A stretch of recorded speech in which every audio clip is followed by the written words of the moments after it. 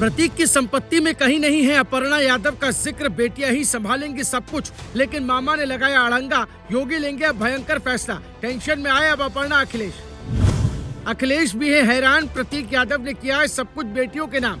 अपर्णा यादव के भाई अमन सिंह बिष्ट पर चलता रहेगा केस। योगी के अफसरों ने कसा पेच, अब आगे क्या होगा। योगी ने खाई है इंसाफ दिलाने की कसम, नहीं होगा किसी पर भी कोई रहम। बेटियों पर आई बात तो योगी का साथ देंगे खुलकर अखिलेश।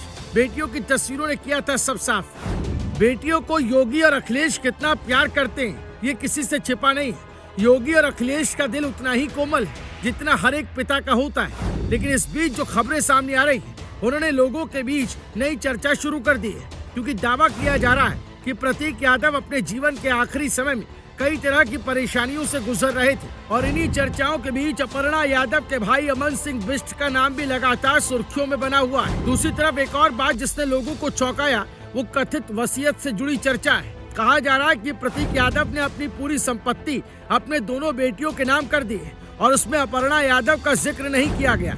इसी वजह से सोशल मीडिया से लेकर राजनीतिक गलियारों तक लोग अलग अलग सवाल पूछ रहे हैं, क्योंकि मामला सिर्फ संपत्ति का नहीं बल्कि परिवार और रिश्तों का भी बन चुका है। लेकिन आपको बता दें कि वक्त बहुत बलवान होता है, ये घाव भी देता है और मरहम भी लगाता है। प्रतीक यादव की संपत्ति का बंटवारा या उसकी देखरेख सिर्फ कानूनी प्रक्रिया नहीं बल्कि भावनाओं से जुड़ा मामला भी माना जा रहा है। अपर्णा यादव कई बार सार्वजनिक मंचों पर कह चुकी है कि अखिलेश यादव उनके बड़े भाई हैं और उनका सम्मान करती है। वहीं अखिलेश यादव ने भी कभी ऐसा बयान नहीं दिया जिससे रिश्तों की डोर टूटती दिखाई दी। आज जब परिवार, विरासत और भविष्य को लेकर चर्चा तेज है, तो लोग उम्मीद कर रहे हैं कि शायद ये वो मोड़ बने जहां राजनीति पीछे और परिवार आगे दिखाई दे, क्योंकि बड़े परिवारों की असली ताकत संपत्ति नहीं बल्कि रिश्तों की मजबूती मानी जाती है। इसीलिए अब नजर सिर्फ कागजों पर नहीं है बल्कि परिवार के अगले कदम पर भी टिकी हुई है।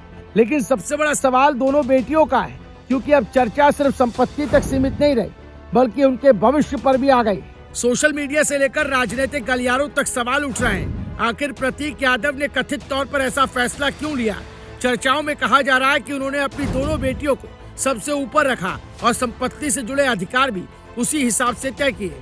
ये भी दावा किया जा रहा है कि कुछ शर्तें रखी गई है ताकि भविष्य में जल्दबाजी या दबाव में कोई फैसला न लिया जा सके। हालांकि इन दावों की आधिकारिक पुष्टि का इंतजार है, लेकिन इतना जरूर है कि इस पूरे मामले ने लोगों को भावुक भी किया और हैरान भी, क्योंकि जब एक पिता बच्चों के भविष्य के बारे में सोचता है तो उसके पीछे सिर्फ कानूनी सोच नहीं बल्कि गहरी भावनाएं भी होती है। इसी बीच अमन सिंह बिष्ट का नाम लगातार चर्चाओं में बना हुआ है।